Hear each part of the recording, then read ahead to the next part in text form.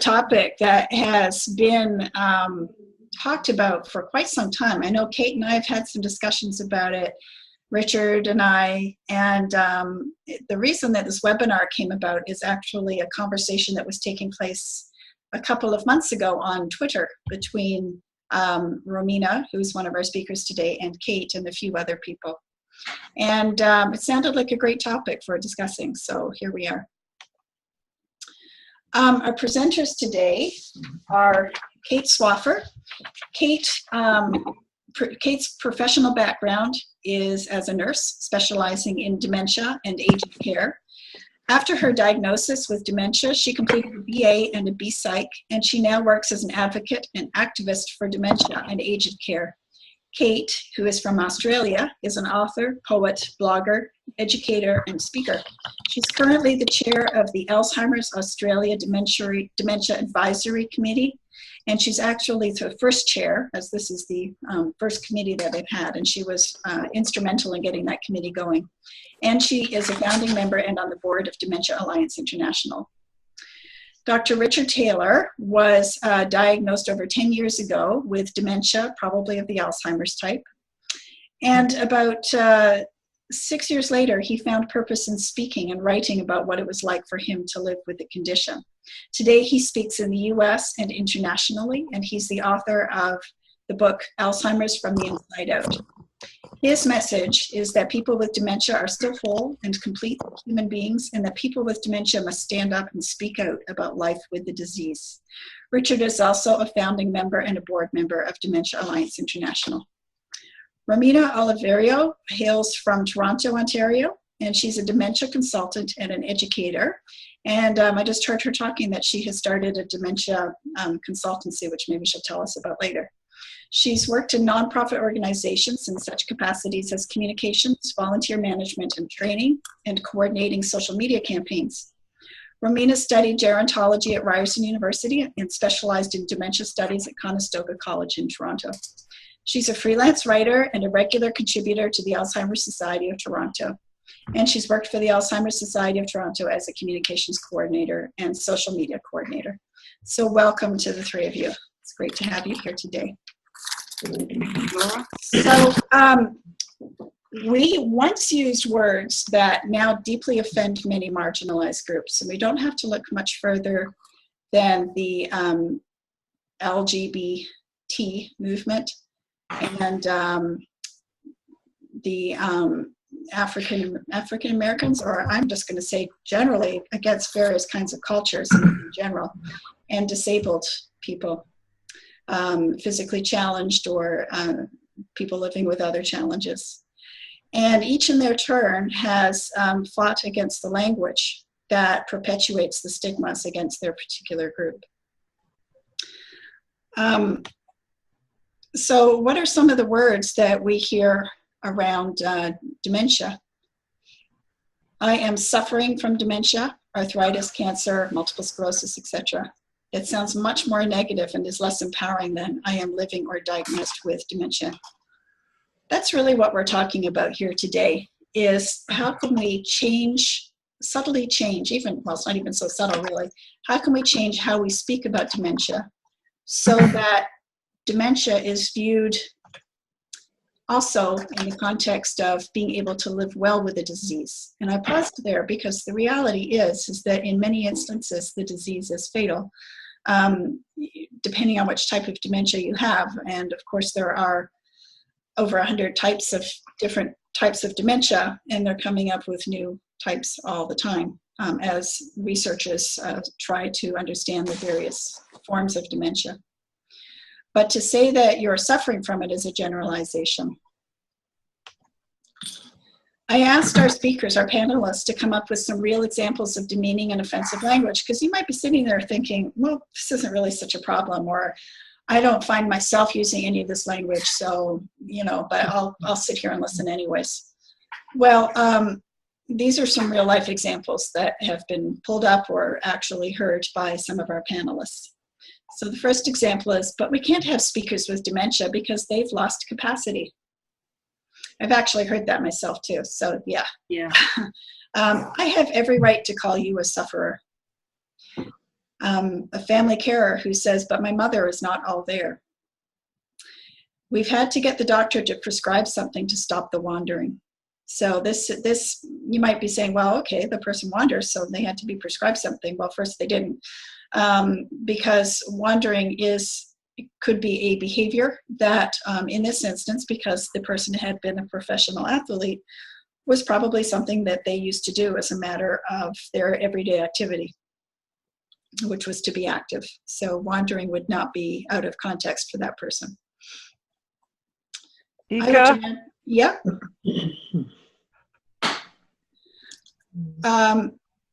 You know what? I actually can't see anybody on the screen here because for whatever reason, all I can see is just my slides. So if you want to say something, just yell out, I guess is probably the best way. Here's another example. Everyone will die who has Alzheimer's disease. And this was attributed to Harry Johns, who was the chairperson of the National Alzheimer's Association in the USA, from their annual report. Well, yes, they probably will, but what that then negates are the people who've been living successfully with these for 10, 15, 20 years. So, like I like to say, which is kind of a contentious thing to say, but I say, at what point do we start talking about surviving the disease? Yeah, but that's ridiculous because everyone's going to die. Exactly. Yes, this one from Prime Minister David Cameron just last week in his speech at the Global Dementia Legacy event. Just think of the families enduring the unspeakable pain of watching loved ones slipping away. Well, it is painful. It's painful to watch anybody die. So the slipping away, the problem with the slipping away part is that the slipping away is perceived to begin as soon as the diagnosis has been given, instead of at the end. So the truth is that dementia now stands alongside cancer as one of the greatest enemies of humanity. Dementia is a ticking bomb. This is from the World Dementia Council, which does not include anybody with the disease at all. And this one I just came across when I thought I'd start Googling dementia sufferer, and various terms, and this one came up. Somebody actually named their blog, and I'm sure their blog is very well-meaning. I didn't actually read it, I have to say, but I could not help but put on their URL, which is mydementedmom.com. I mean, really? For young adult caregivers struggling and coping with the long goodbye. So I found that to be a little, that's, you know, on the one hand, the person is probably trying to give really good advice. On the other hand, she's not helping with her URL name. So here's a broad overview of our discussion today. I'd like to start off talking about something that I noticed very quickly when I was reading through some of the terminology around dementia, and that is the battle against dementia and the use of military terms to describe, and I couldn't help it. I started saying to describe the fight against dementia. Wait a minute, no, that's a military term too. It's hard. We can talk about, should the term dementia even be used at all, because it does drag up a lot of connotations with it. We're going to talk about some of the words used to describe people with dementia and words used to describe the experience of living with dementia, i.e. all those words used that point to the fact that you cannot live well with dementia when we know otherwise. Dementia is more than memory. I had the experience last week of trying to explain to a 7-year-old what Alzheimer's is, and I understand why memory is referred to so much, because it's really hard to describe to a 7-year-old what Alzheimer's is or what dementia is, and I ended up just saying, well, people start to lose their memory. I couldn't, it was so hard. So I understand, but it really is more than memory. And finally, we'll finish with an alternative vocabulary. So I'm just going to stop share screen here so that I can see you all.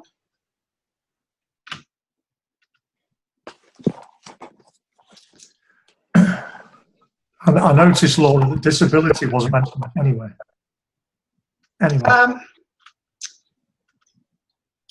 The disability was not used anywhere.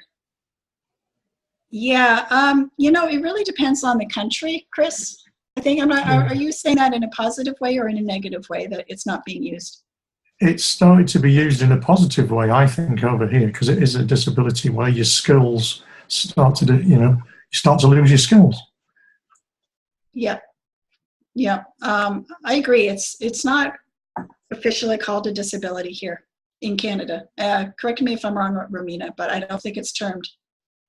I worked at our provincial election last week, and they went to great lengths to tell us how to assist people with various types of disabilities. Alzheimer's was not on the list. So, yeah. So, okay, so let's start here. And I'd like to hear from our panelists. Maybe Richard, you can start off. What is it with this battle against dementia and the use of military terminology? Well, honestly, it's in my experience, it's mostly used by people of my generation, WW2, and that's the most horrendous thing that ever happened in their lives, and it changed the world. And they're well-meaning in their intention. They're fishing for a metaphor of how we can change the world and how we can alert the world to this challenge.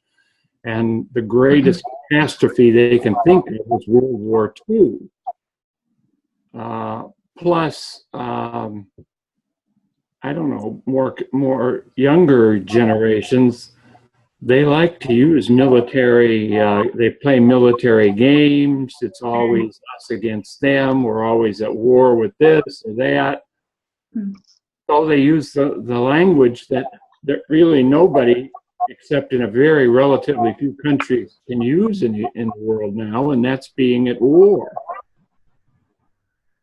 And it just boggles my mind when David Cameron says we're at war with Alzheimer's, and this is a challenge like we haven't had since Normandy.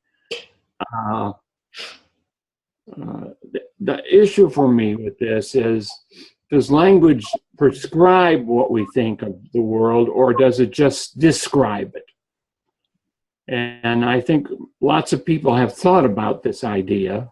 Does language prescribe things, that it actually defines what is, or is it actually just describing what is? Is it just some harmless sort of thing that people use to describe what they're perceiving? Or is it actually, in describing it, actually, because it's words that we understand, it's training our brains to think that this is what it is. So when we use words like we're at war and we're fighting it and we have to kill it and it's the greatest killer of this and we bring in death, that's describing to people, and it creates an environment in your brain that says this is very serious stuff. There's going to be collateral damage with people, but that's unfortunate, but that's just the way wars are. And at the end, we're going to win, and this will be a better earth as a result of winning. And eventually, all the veterans will die from the war, and no one will remember this anymore. And to me, that's how they talk about the cure. They talk about a cure, but it's not curing people in the sense that everyone who has it is not going to have it, like what happened with most people with polio. The cure is people aren't going to get it. Well, that's not a cure.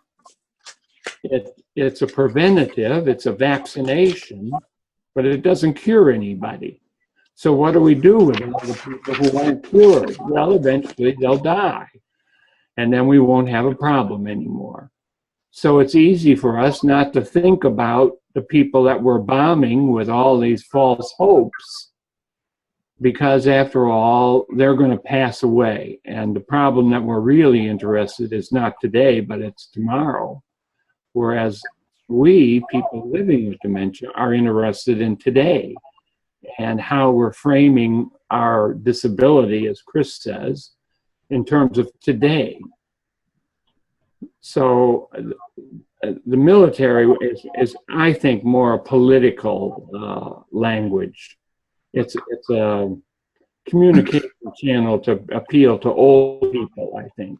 And it excites younger people, but it excites them in the wrong way. It doesn't appeal to their more positive values as human beings, it appeals to their aggressiveness. and they hope they can channel that aggressiveness into getting them to write a check, or climbing a mountain, or walking 1,000 miles, or working 24 hours on a day when the sun's out all day. It doesn't direct people to their more humane feelings about how can we know people who are living with this disability. How can we design ramps for people with this disability? So that's my spiel. Yeah, I have to agree with you, Richard. It was a political rallying call. Let's conquer it. But there was nothing in there about living well with it, living better with it at all. It was all conquer, conquer, war, war, and trying to rally people against this horror. How does it make you feel, Chris, as a person living with the disease? I don't think it does it doesn't do it harm, but it makes us all almost look like the enemies. Yes. Let's grit our teeth to this war, which is going to end in 2015 or 2025, whatever year they've arbitrarily picked. And in the meantime, the fact that people are dying in this war and that we ignore their plight until the war is over, we just ignore that because we're so driven by winning the war. And that's what happens during wars. We don't go and start rebuilding countries until after we've won the war. Well, we don't go start rebuilding people with dementia lives until after we've won the war, because all of our resources are going towards winning the war.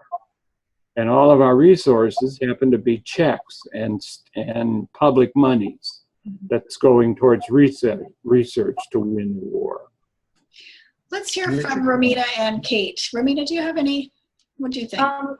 Yes, actually, I really do agree with what Chris and Richard are saying. From a communications point of view, the military language is used very strategically, you know, no pun intended there, but the metaphors that they use have pull where donors are concerned. You know, the bigger headlines, the fear-inducing, you know, suffering, and you know, someone called it fading into darkness or something like that. Those headlines actually make people want to get out their checkbooks and contribute to the cause.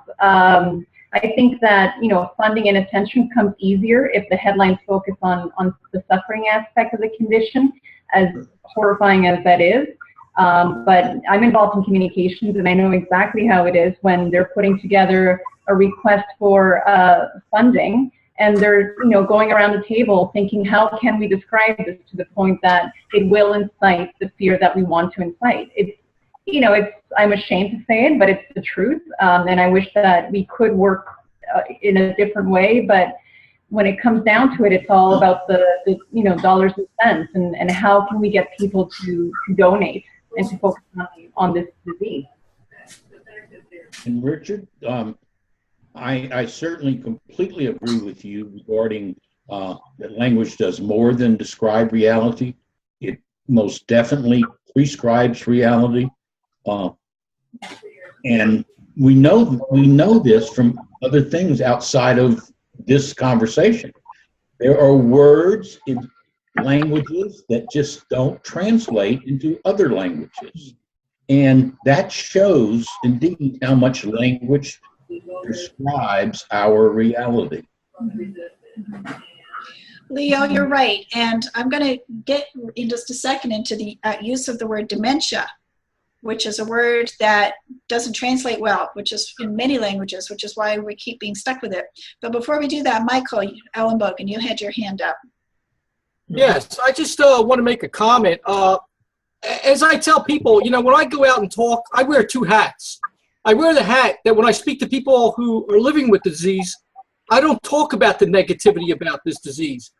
But I understand where people like the associations and who are trying to do fundraising and everything, sadly to say, they have to play on the negativity.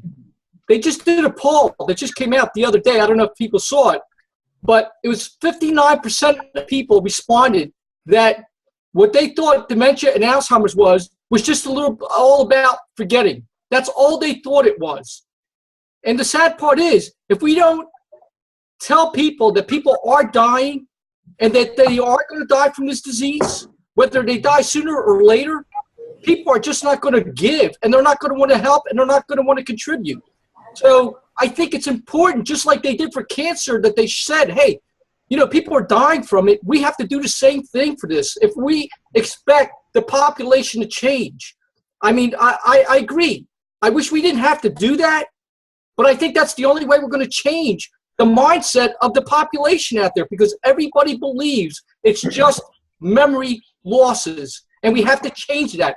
The Alzheimer's Association, I will tell you, years ago, before I had joined with them, they refused to use that word, that people were dying.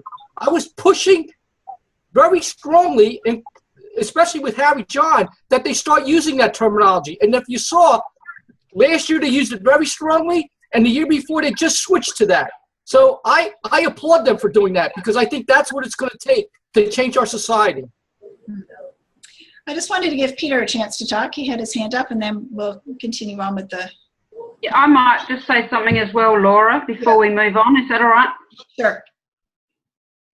Peter? Sorry, I was going to wait for the other person there, but just a couple of things. One is, I think many of you were aware, as Laura was saying, that some countries, particularly in Asia, are changing the word for dementia. They literally are working almost in a public health way to try to destigmatize it. The example we wrote about is in Japanese. Dementia, with all its negative connotations, is a word called chiho. And they literally are trying to change it to something like cognitive syndrome, which is ninshisho. And that's the one thing. So, you know, there are all kinds of different responses, but Asia, I don't know about Australia, but in the other countries of Asia, like Korea and China and Taiwan and Japan. Second thing is, Danny George and I wrote an article about the war metaphor, which I personally feel has real limitations, because it just creates fear. It creates a kind of response in the way of doctors and scientists that's different than if you use other metaphors. And we compared it to the war on terror. That language has been very influential in society, and I think I won't elaborate any more to say that terror is something you feel inside yourself. It's kind of not external. And to a certain extent, our brain aging is also something that we, you know, all experience differently. So I just give you those two thoughts about the word. Okay. Just to let you know, for those who don't know, Dr. Peter Whitehouse is a neurologist and an author, and amongst other assorted things. So to put his comments in context. Kate. Yeah, I was just going to talk about the language of war. I mean, in Australia, Alzheimer's Australia started the Fight Dementia campaign, which I disliked intensely, but it's even, Fight Dementia is part of their web URL now. And to say it's not been effective would be wrong. It's been a very effective campaign. But I think that the change that's happening, and I sort of see this happening in all the countries where I have chats on Twitter or Facebook, is that even though the language of war is still being used, it's not specifically now just for a cure. At least in Australia, we're fighting really hard. Alzheimer's Australia are fighting really hard to get money for research into the psychosocial support for people with dementia. So I think there is a change, at least I sort of see it from my desktop screen. But for funders to have things in the media or funding campaigns for people who are living well, they're never going to put their hands in their pockets. So it's a real catch-22, I see it. Mm-hmm. But I agree with everybody's comments. It is a catch-22. So, Peter, yes, in other countries, they're finding different words to describe dementia, actually coming up with different words. Peter, what was the word used in Japan, and what does it mean? I'm going to spell it in the chat. Chiho is Chiho, S-H-O is the old word. And I hope I can spell this right. Ninshi Sho is the new one. So anybody who's interested, I could make Laura the article we wrote about the one in Japan available to people if they were interested. But there's another article that just came out that I could also share, which is all about the name changes in the Asian countries more generally. Okay, okay. And what was the subtle difference in meaning? So, as you know, in English, dementia has a negative connotation. It's the same in French and German. And my Japanese friends would translate chiho as meaning disease of cognition associated with insanity or stupidity. That's the stigma. So the Japanese Ministry of Health and Welfare and Labor had a public health campaign that was based on a website, and everybody, presumably people with dementia too, got to vote for a new label.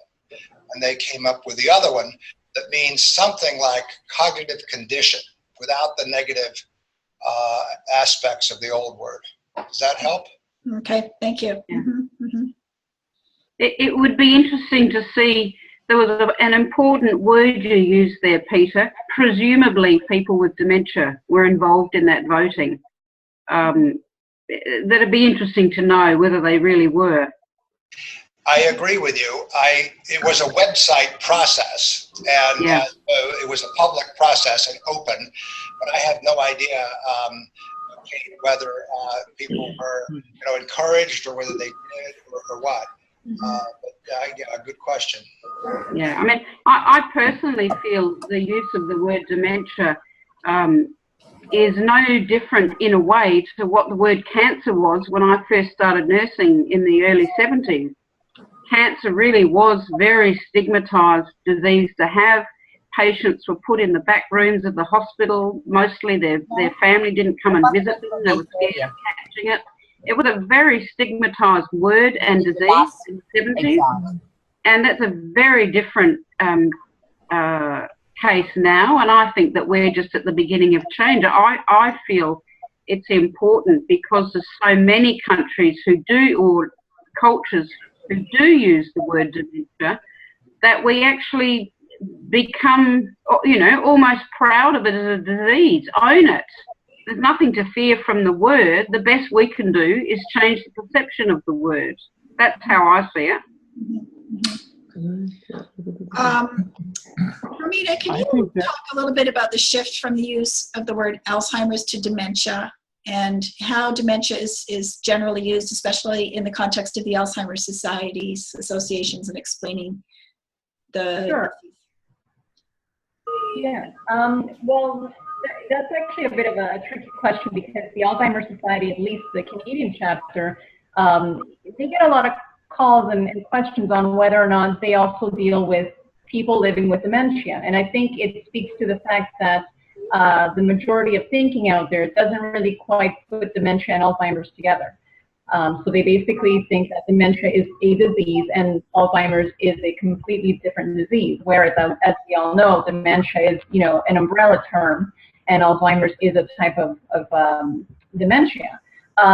So I think that there is a lot of internal dialogue as far as whether or not they will change the vocabulary used. As far as what's happening now, we basically just use dementia to carry forward our mandate. So one of the points that I'll agree with Kate is basically, I do think, and I don't live with dementia, I know people who do, but I do think that it is time to own the term. It's such a globally recognized term that I don't know if our time is better spent trying to change the entire vocabulary, or if we should pool our collective efforts and basically just go forward on education and raising awareness and advocacy for quality of life. I think that sometimes we can get stuck on semantics, like we talked about in our email conversation. And, you know, I apologize if I'm, you know, like I said, I don't live with dementia, so if anyone takes offense, you know, I do apologize for that. But sometimes we can get, you know, bogged down on, well, does this term really mean this, or, you know, can it be explained in a different way? So yeah, so I agree with Kate. I think it's time that we actually own it, and we change the perception of what it is to live with dementia. Mm-hmm. This is Leo, and from my viewpoint, I believe the best way to proceed is to change the language. Yes, I can't hear you, Leo. Sorry. Yeah, I'm having a hard time hearing you. Oh. Nope. Say from my perspective, I believe the best way to proceed is to change the language. What would you change it to? I don't know that, and that's what we're talking about, but to change the language then drives the change in the perception. It's much easier to do it that way than to try and change a perception and then come up with new language. Mm-hmm. My belief and my belief only. Do you think, Leo, that if we change the perception, then it would lead to the new language coming from that? Because I'm thinking I don't even know where to start to change, you know, dementia to something else. It's such a broad spectrum of symptoms. I would know how to begin. I'm not saying it doesn't. I'm saying it's easier and quicker. I believe changing the language drives changing the perception, and trying to change the perception without coming up with new language is much less efficient and much slower. Yeah, Leo, I sort of agree with that in a way, but I think the word dementia, which is no different to the word fruit, in a way, if we change the language around dementia to get rid of all those other negative words, the suffering, the vacant dement, the demented, you know, sufferer, the I'm not all there, if we get rid of that language, if we change that, then dementia doesn't become such a difficult word. I totally agree. The thing that hit me when I got said that I had dementia was that at that point, I can't drive. I'm probably 90. I probably don't have any memory. You can't trust me in anything. A whole blah of things just came crashing on me. I realized it wasn't the word. And yeah, that's right. It's I all the started getting connotations. messages saying I can't go to court if I'm chosen for court. You know, all those things happen. Just bang. But isn't that lack of education on all accounts? Yeah. That's what we need. It's education we need across the board. Yeah, we've got And to that is change where- first we've got to change and then find the word that fits. Yeah. I mean, that is where the word cancer was 35 years ago. Yeah. Yeah, they used to call it the big C because nobody wanted to say it out loud. That's That's right. a big D. The big D. Richard, do you think if the name of dementia is changed to something else, do the connotations automatically get dropped? Do the stigmas automatically get dropped? Or do we just stigmatize a new word?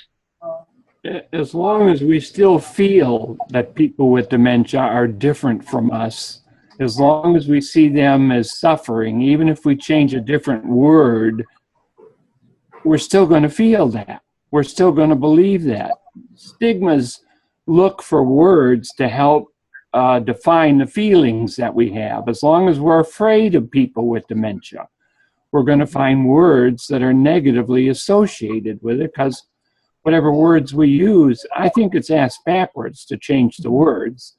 Yeah, I do too. How people see us as human beings. And then these words would either fall apart of their own weight, New one would come. they would be redefined. So I don't mean to What's jump. happened with cancer? We still use the word cancer, but it's been redefined. That's right.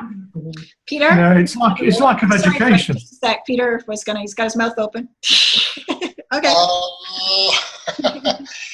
I just wanted to say two things again. One is there is an experiment going on because the American psychiatrists, in their diagnostic and statistical manual, have suggested we change the name from dementia to major neurocognitive disorder. So it's interesting to see what happens with that. But may I join my voice to the idea that I think we're working on keeping the word, because there's so much power that you guys are bringing to living with dementia, that perhaps sticking with that word and changing its meaning. I mean, that clearly can happen with words. Wow. And I would say to you, I'm sorry, this is, I think, 3 points, that Alzheimer's is dying as a word, because people now know it's not one thing and it's not been a useful concept. So dementia is coming up, like in that report from David Cameron and from that whole G8. So I think dementia is kind of coming up, and I think we should take advantage of that and try to destigmatize it, and that would be my own opinion. Also, I sometimes say, as some of you know, that I think it would be better if beings recognized that they weren't exactly as smart as they think they are, and perhaps a number of us, including myself, have a degree of dementia. Yeah, but isn't it just the unknown again? You know, it's back to education. I think it's everyone's scared of that monster behind the door. But you know what? Once you're educated, it's a small monster and it's tameable. That's right. Susan, who is one of the participants here, she said if people got to know, maybe I shouldn't just paraphrase you, Susan, I should just read what you said, that the more we're visible as we live well with dementia, the more people will begin to see positive and stereotype busting evidence of what dementia sometimes looks like. Yeah. Wait, what is the current image of dementia? Come on, we all know what it is. What is it? Well, actually, I was going to speak to that when Chris brought up that point, because at least in Canada, the media tends to focus a lot on late-stage dementia, and basically they focus a lot on the lost ability, and the very, you know, and I'm going to use the word tragic, but the very sad and tragic aspect of dementia. And I think that's where a lot of people watching the news or reading the newspapers, that's where they shape their knowledge of what dementia is, and of course that's where the language comes from. So you know, all of the amazing work that all the advocates here do, and on Twitter and via blogs, if only the media would actually pay attention to that, you know, and the younger onset dementia and the people who are thriving, living with dementia. I think that we would basically create a culture that's a little bit more positive and more holistic, instead of just focusing on the negativity and on the late stage of it. And the doctors, not just I mean, they don't do it, you know, they don't even see, you know, you walk in and you start having a conversation with them, and they're going, what are you doing here with a conversation? Yeah. Just look at this answer this stupid little question. Yeah. Can I come back to the media comment that Romina made? Sure. Sorry, Leo, after you. Okay.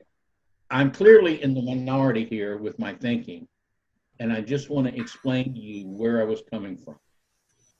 I grew up in the deep South in the U.S. in the 50s, and I'm thinking back to some of the words, not some of the words, the only words that were used to describe Black people back then. The best word that was available was color. As if white people don't have a color.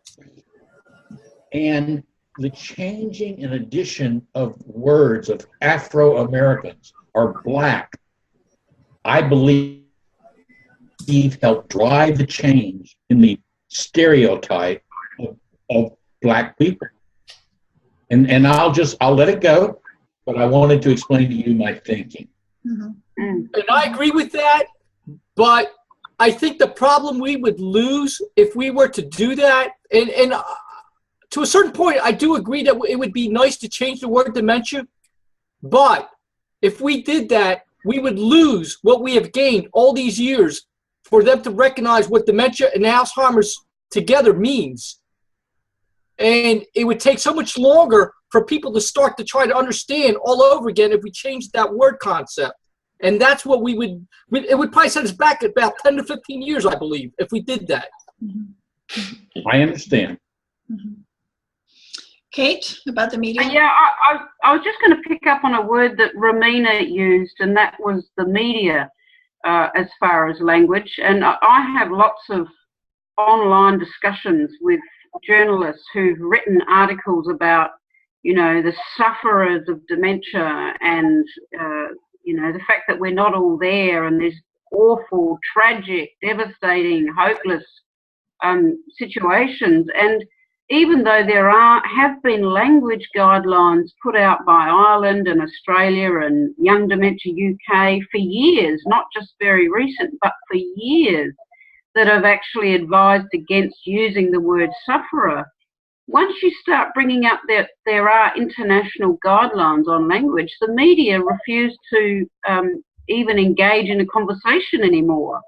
So they seem really determined to want to stick to this really demeaning, devaluing, negative, we can't live well with dementia language. And I think that that's much more of an issue than the word dementia.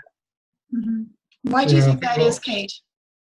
They just think that it's going to sell more, it's going to get them more traffic, more readership, is what I think, in the same way that our societies think using a fight dementia campaign, the language of battle, is going to get them more funding. Chris? The media are very aggressive about the way they're right to call us sufferers. And I've had that discussion with so many journalists, and very few are willing to see that we have a right. And when I bring up the analogy, well, we wouldn't call a person with an intellectual or physical disability a retard anymore. They think I'm being irrational, and I've been told that. It's not the same. You don't have a right. It's a really, really tough one in the media. I really struggle with it.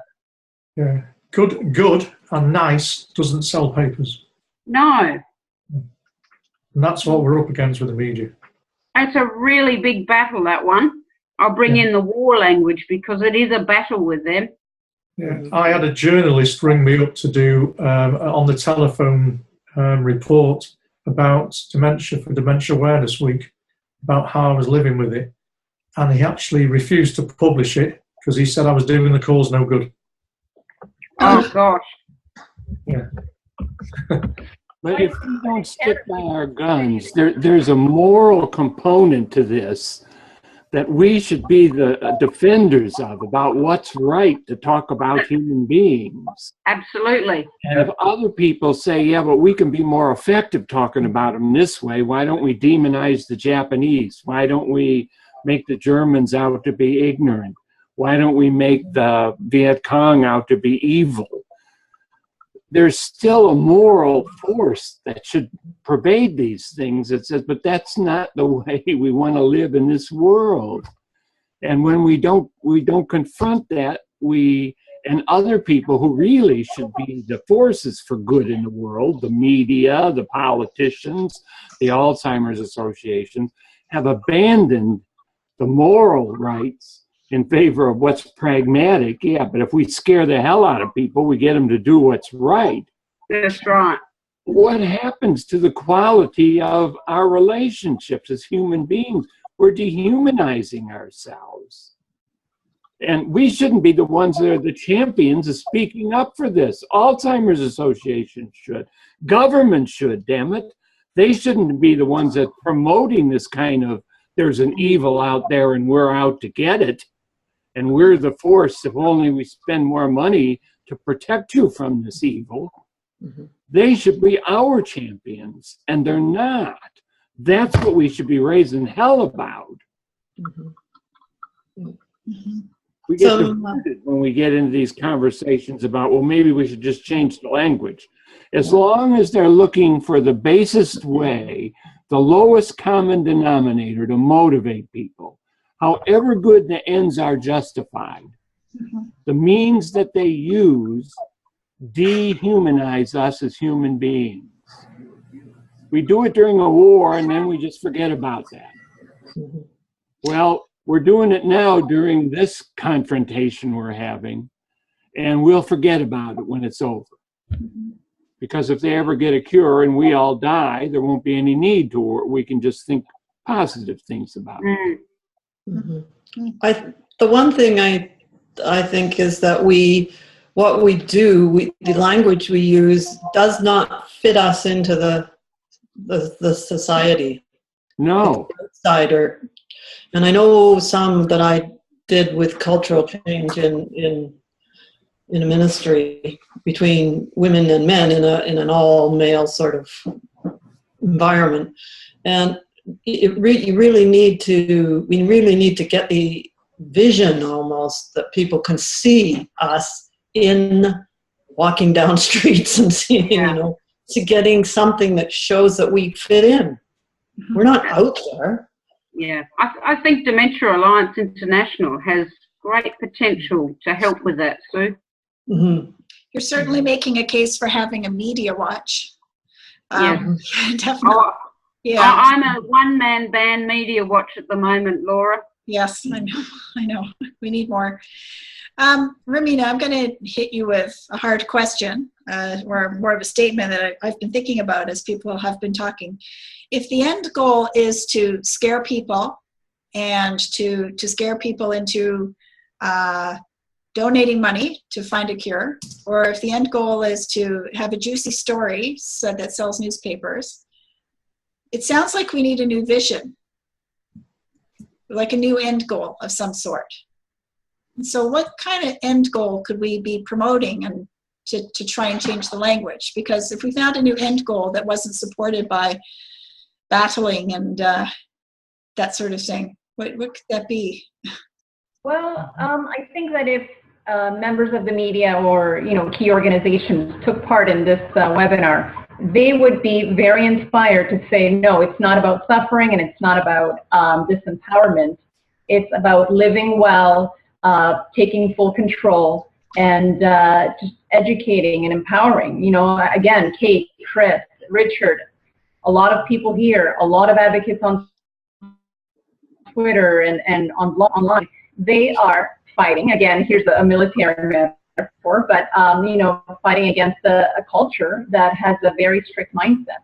So what I would love to see is for organizations and for the media to take a look at the fact that quality of life is possible. It's not about what you cannot do; it's about what you can do. And people live years and years with amazing potential and amazing results. And I that's what I would love to see the end goal being. That it's not tragedy. It can have its tragic aspects. We can't always prettify the condition. Like I spoke to someone whose mom has lived with dementia, and she said we actually got into a bit of an argument because I said, well, it's not a tragic story, and she said, no, for me it is. So I think that we have to realize that for some people, dementia is shaped in a different way than for the advocates out there. So if someone says that it's tragic for them or that it's heartbreaking, then we have to respect that. We can't assume to, want to change the entire lexicon. So, but again, it's just a matter of focusing on the quality of life and focusing on the fact that while it is about dollars and cents, there's people behind this label. And that's what I would love for a lot of organizations to understand. And I want to add to that. Certainly, I take offense when people tell me I'm suffering from dementia. What I've come to believe is that if the people that are suffering are not people like myself with dementia, but more the carers. They focus so much on what they're losing that they find it hard to see the positives in the changes in the person with dementia. This is Michael. I hear what you're saying, and I got to tell you, we all believe, I think, in living life to the fullest, but I also believe that we're all lying to ourselves if we don't think this is heartache to be going down this path of having dementia. I mean, I speak all the time about living life to the fullest, but I'm going to be very honest with you folks here. To me, this is tearing me apart inside, day by day, watching my own self decline and not be the person that I used to be. So while I still encourage that we live life to the fullest, I can never live life to where I want it to be. So I think we need to think about what we're really saying here. I mean, I just spoke with somebody the other day, a caregiver, and I heard his wife stand right next to him. She had frontal lobe dementia, FTD. She was screaming at the top of her lungs. She did this 18 hours a day. 18 hours a day. This person, the caregiver, had to live with this, and the person who also had dementia did this for 7 years, and she's still living. So while we may be benefiting, and I got to say, the people who are on here who have dementia, I got to say we're very lucky. We are very lucky because we're able to do things that I think a lot of people aren't capable of doing. So I think we need to take that all into consideration. Yeah, I think we know that. We're all on limited time. We all know that. What I say all the time to people, I'm not a sufferer, but I suffer every week. You know, it's only a fine line, but there is a difference. I think the danger, Michael, is that it's okay for you to use that terminology to describe the experience because you own the experience. But if the outside world's use of those words start to impact your experience and that they're generalizing to describe you, then that's not good. That shouldn't be allowed. The other thing I was thinking as Romina was talking is that there are so many different types of dementia.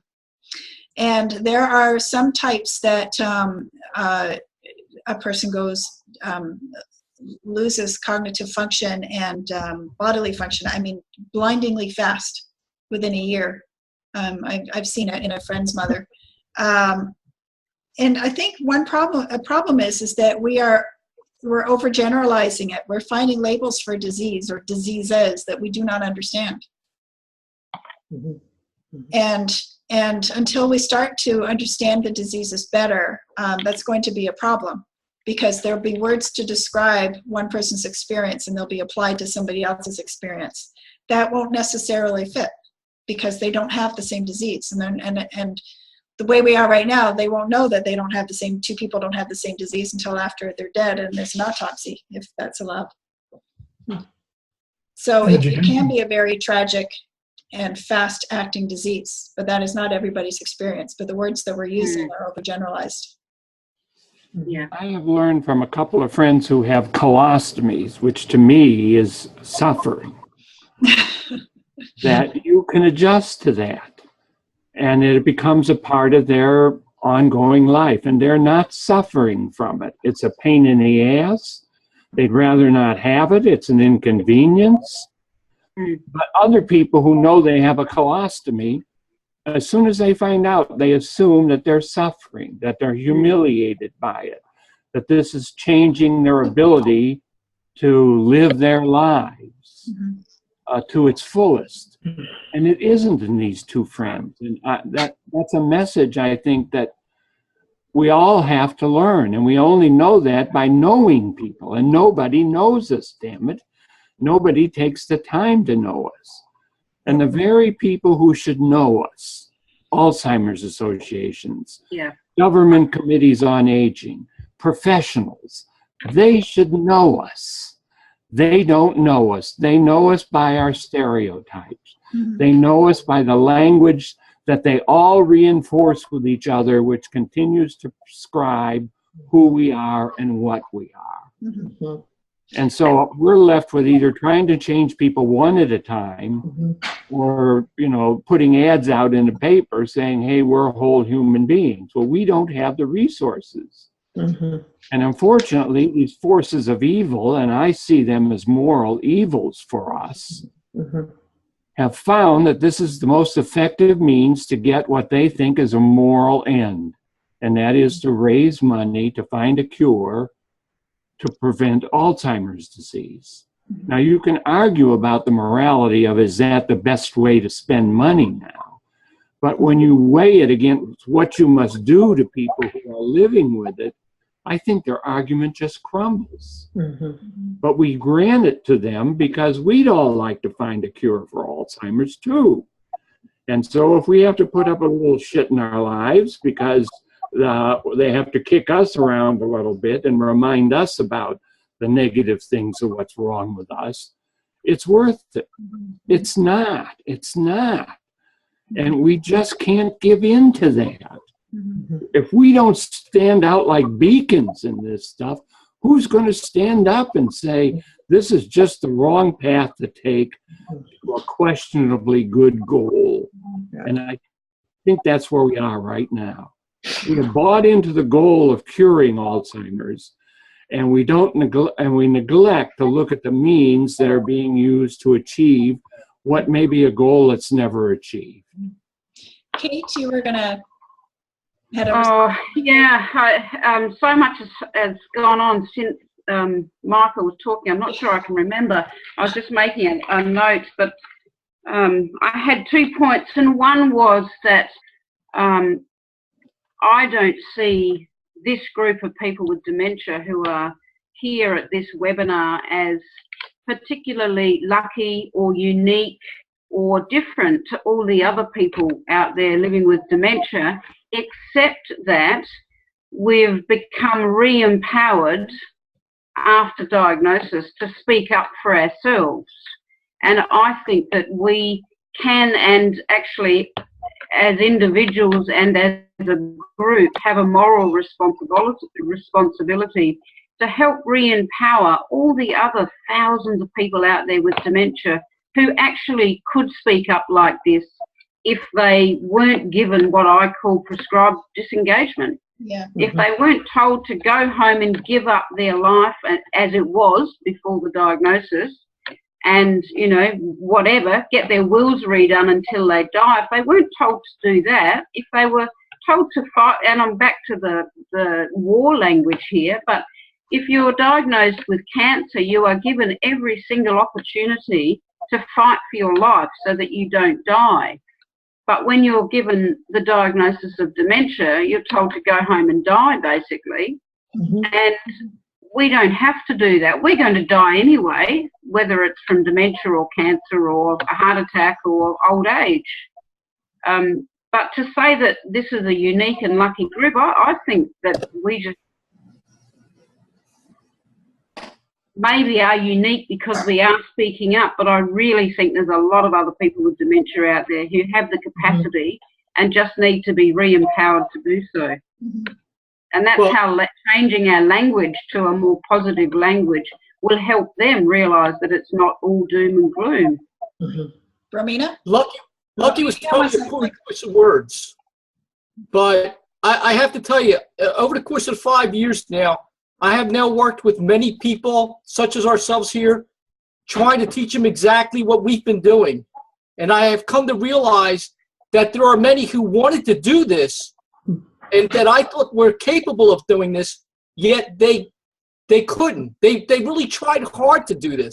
So, again, lucky's not the right word, but I think we have been very fortunate.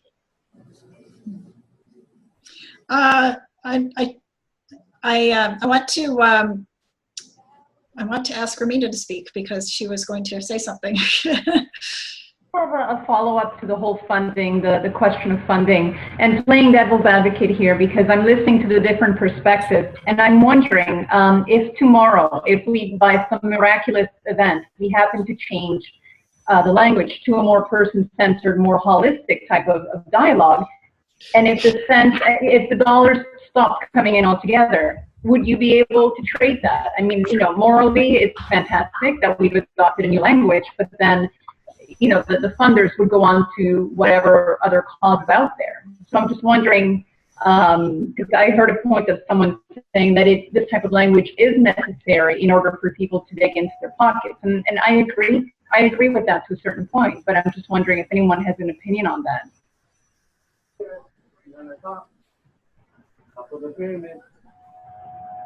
That's a great question. Well, I don't think any of us want to stop research into the various symptoms that make up the various dementias.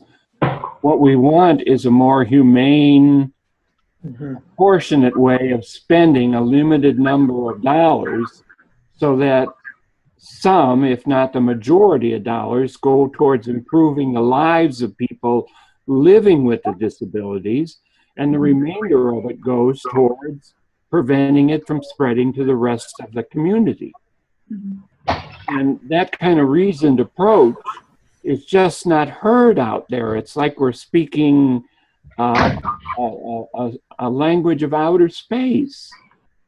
Because their response to people like us who have some conviction about this is, well, you just want to stop all research. And that's not true. I think we should continue to look for ways to help us and future generations avoid and deal with the symptoms. Unfortunately, about 99% of the money is spent on avoiding the symptoms rather than dealing with them. But what if we found that the actual cure was, for example, the type of one-on-one interaction and the opportunities for living well that we've been talking about, that Kate talked about, that we've seen ourselves within the people that we've met in Dementia Alliance International, that have come through the To Whom I May Concern program, and whose lives have been changed? What if the cure lies in that? By continuing with the battle language and the finding the medical cure, we're never going to find space for that unless we come up with an inspiring story. Quite some time ago, Romina used the word inspiring. And if we come up with an inspiring story and say, you know, the cure, maybe we'll find a medical cure for these 100 types of dementia. It's like shooting in the dark as far as I'm concerned. But what if this is a cure in itself that needs to be funded? It's an inspiring story. Like, how do we change the language around that? Yeah, one of the things I went to a session on a lot of people who are working on sort of leading edge of strokes. And at the end, I went up and I said to ask one of them, being the person I am, is any of this going to have any impact on dementia or any other? And it was just, oh, no. We all do our own thing. We'd never get any answers if we didn't. No, not me. I'm doing a stroke. The stroke is really in right now. People are really, it's kind of like, there's a problem there. I just happen to think that in the end of all these, it's all going to be the same thing. And we've wasted a lot of money looking at them in bits. And we're one of the bits they don't want to look at. Right. That's my... So I have to take a time out here and say that we've been talking for an hour and 15 minutes. I need to go to my son's baseball game. So, he has a lot of baseball games. No, they've been rained out. So actually, we're hoping tonight is going to take place. So I'm the host. But if I made somebody else the host, you could continue. We've just lost a few people, but we still have over 30 people in on the discussion. One thing that I did want to pull up was a slide that Kate put together that is Alzheimer's Disease International suggestions for positive, more positive language. So I'm wondering if I could just pull that up before I personally have to leave, so that it's part of the official recording. And then I'm going to make Richard the host, if that's okay. Instead of saying dementing illness, demented, affliction, senile, dementia, senility, they suggest dementia or a form or type of dementia or symptoms of dementia.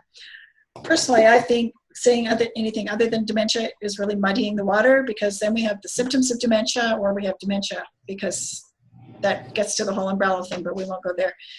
Using the word condition instead of disease, illness. Younger onset dementia instead of early onset dementia when referring to someone under the age of 65. That drives home the point that people in their 40s, even in their 30s sometimes, have dementia. Person living with dementia or diagnosed with dementia, not sufferer, victim, demented person, patient, demented sufferer, oh my goodness, vacant, dement, subject, fading away, not all there, disappearing, subject, case, or I would add ghost of their former self, shadow of their former self has been used too. Using the word family members or a person supporting someone living with dementia, wife, husband, say who the person is instead of just not caregiver or carer. The term care partner is used quite often as well. Disabling, challenging, life-changing, stressful, not hopeless, unbearable, impossible, tragic, devastating, painful, distressing, fading away, empty shell. Talk about the impact or effect of supporting someone with dementia, not care or burden or burden of caring, which implies that the person with dementia is a burden. BPSD, I'm not sure what that means. Changed behavior, challenging or difficult communication, not aggressive, wanderer, poor feeder, wetter or incontinent, obstructive, non-communicator, etc. Kate, do you know what BPSD is?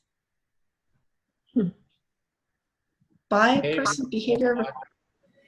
Would you like a definition? Yeah. It's behavioral and psychological signs of dementia. Okay. Or symptoms of dementia. Yeah, that was what